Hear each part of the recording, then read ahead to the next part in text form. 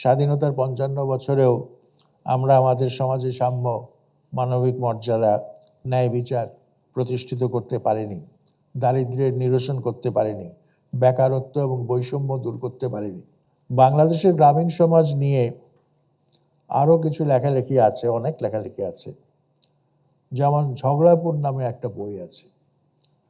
এই ঝগড়াপুরে যেটা দেখা যায় সেটা হচ্ছে গ্রামীণ ভায়োলেন্সের একটা বড় কারণ হচ্ছে নারী এবং জমি, এবং এগুলোকে কেন্দ্র করেই গ্রামাঞ্চলে দিনের পর দিন, যুগের পর যুগ, মাসের পর মাস নানা ধরনের ভায়োলেন্স চলে আসছে। তাহলে আমরা যেটা বলবো সেটা হচ্ছে সভ্যতার ফলে প্রযুক্তির উন্নতি হয় এবং প্রযুক্তির উন্নতির ফলে মানুষের কাজের ধরনে পরিবর্তন হয়। প্রযুক্তির উন্নতির ফলে মানুষের চিন্তার রাজ্যে পরিবর্তন আসে এবং তার মধ্য দিয়েই কিন্তু আবার মানুষের একে অপরের প্রতি যে আচরণ, সেই আচরণে পরিবর্তন আসে। তো সুতরাং এই যে সোশ্যাল মিডিয়া, এই যে ডিজিটাল প্রযুক্তি, এইগুলো আমাদের যে পারস্পরিক সম্পর্ক, এই সম্পর্কের ক্ষেত্রে একটা পরিবর্তন এনেছে।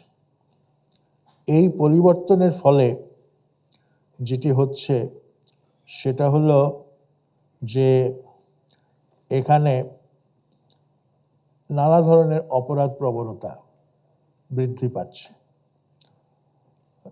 তবে এটাও স্বীকার করতে হবে, সোশ্যাল মিডিয়া অনেক ভালো কাজ করে, অনেক হিতকর কাজ করে, এবং তার হিতকর কাজের ভূমিকার ফলেই দেখা যায় সমাজের অনেক অন্যায় অবিচারের একটা বিহিত হয়।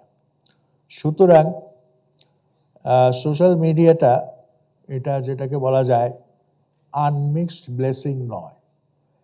এটার যেমন এর মধ্যে যেমন ব্লেসিং আছে, আশীর্বাদ আছে, তেমনি এর মধ্যে অভিশাপ আছে। তো আমরা যদি এর অভিশাপের দিকগুলোকে পরিহার করতে পারি তাহলে এ থেকে আমরা কল্যাণ আশা করতে পারি। সমাজ বলে একটা জিনিস ছিল এবং এই সমাজের আবার বিন্যাসটা ছিল মসজিদ কেন্দ্রিক। তো সেখানে গ্রামীণ সমাজে যদি কিছু ডেলিনকুয়েন্ট বিহেভিয়ার, খারাপ আচরণ যদি কেউ করে, সেটার একটা সামাজিকভাবে বিচারের ব্যবস্থা, আর আইন আদালতের দ্বারস্থ না হয়েই সমাজের মধ্যে তার সমাধান। তো এইগুলো সব আমাদের সমাজ থেকে চলে যাচ্ছে।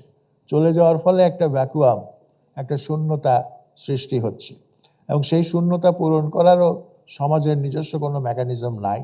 এখন সমাজ কাঠামো যে এরকম, সেই রকম কাঠামোতে কিন্তু আমরা সেগুলো পূরণ করতে পারছি না, ফলে নানা ধরনের সমস্যা দেখা দিচ্ছে।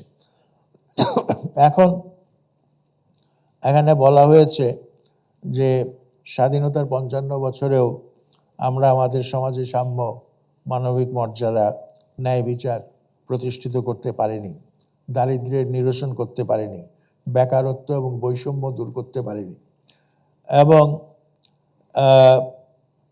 এই জন্য সমস্যাগুলোর সৃষ্টি হচ্ছে।